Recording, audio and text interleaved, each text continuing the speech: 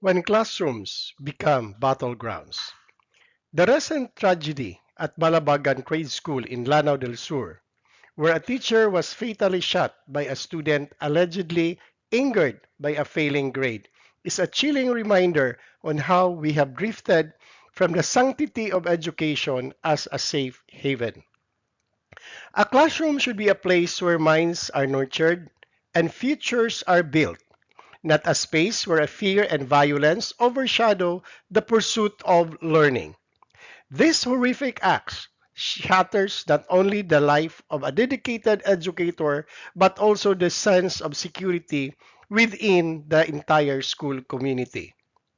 While the alleged motive points to academic failure, the deeper roots lie in a complex interplay of emotional instability, lack of conflict resolution skills, and possibly gaps in the support system for both students and teachers.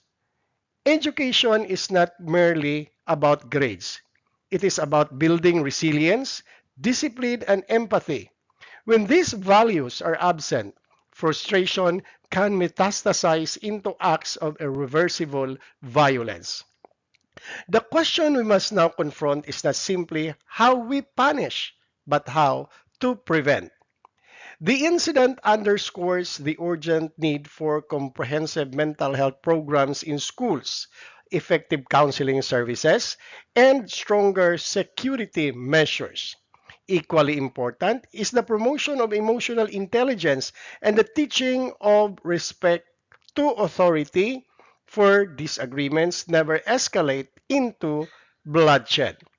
Teachers must be empowered with training to spot warning signs of potential aggression, while students must be given safe avenues to express grievances without fear or shame.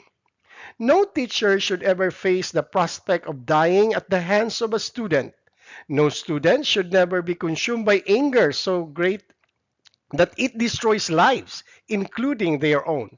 The Balabagan tragedy must serve as a wake up call.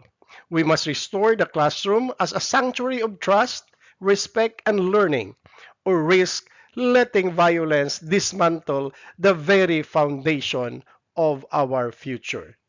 This is an hour of with Sir Noni editorial edition. Thank you very much for listening.